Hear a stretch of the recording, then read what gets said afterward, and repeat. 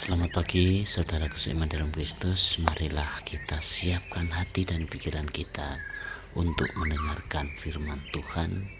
Tuhan beserta kita sekarang dan selama-lamanya. Inilah Injil Yesus Kristus menurut Yohanes bab 7 ayat 1-2, dilanjutkan bab ayat 10 dan juga dilanjutkan ayat 25-30. Yesus berjalan keliling Galilea. Ia tidak mau tetap tinggal di Yudea, karena di sana orang-orang Yahudi berusaha untuk membunuhnya.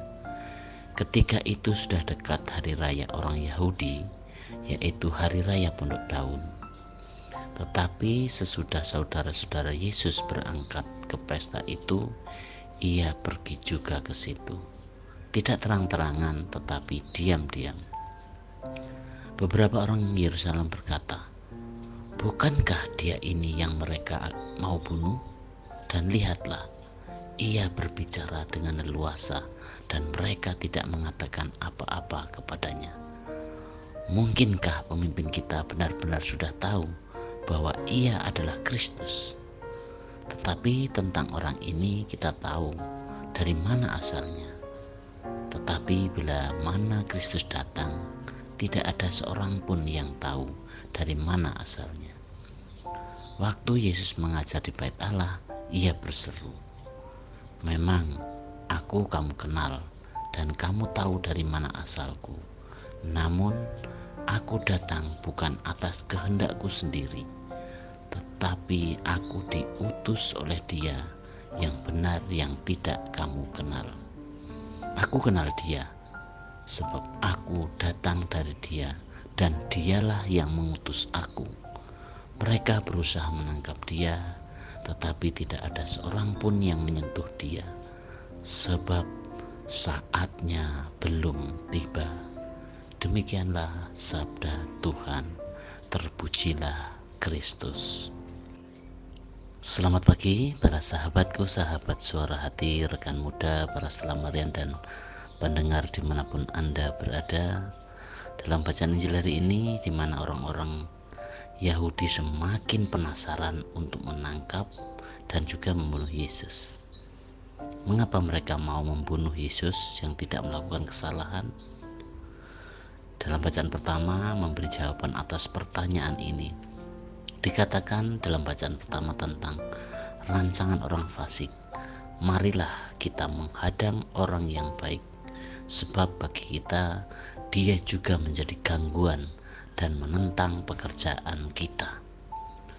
Orang-orang Yahudi ingin membunuh Yesus bukanlah orang fasik, tetapi orang-orang yang gagal melihat pekerjaan baik Yesus sebagai pekerjaan Allah sendiri.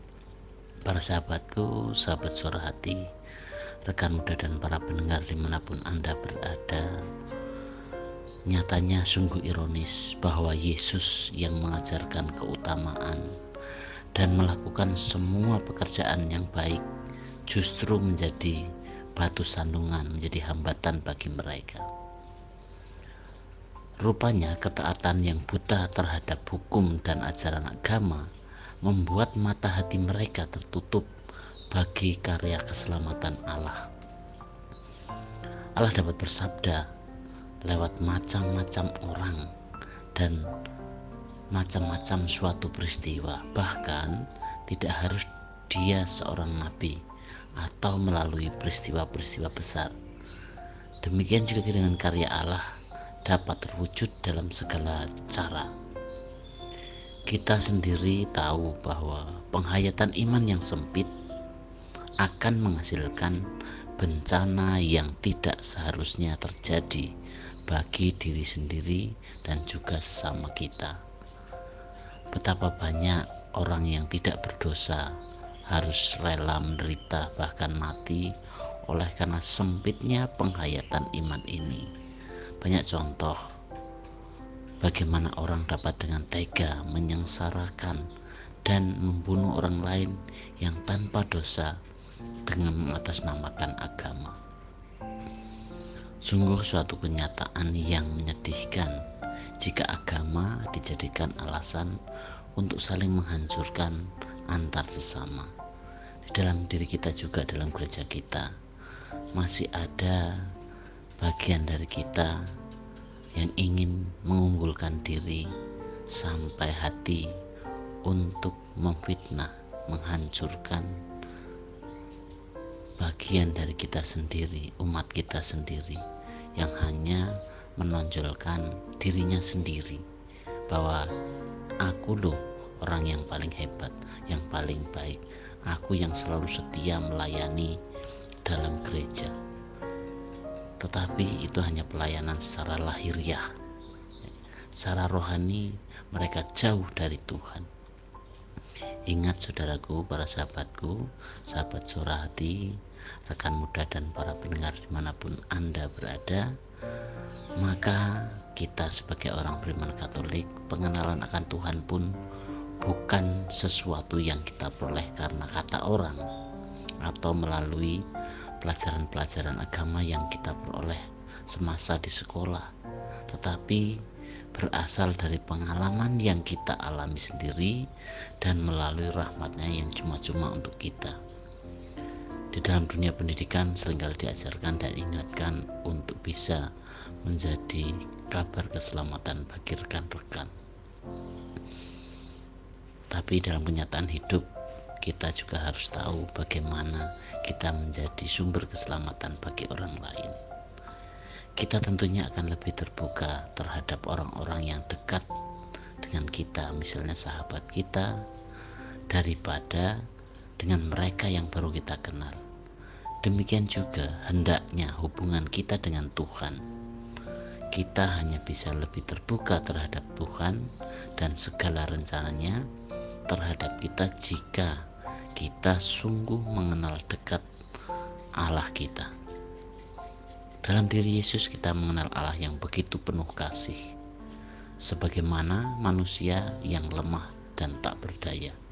Kita hanya bisa menjadi kuat jika selalu didampingi oleh Allah melalui Roh Kudus-Nya.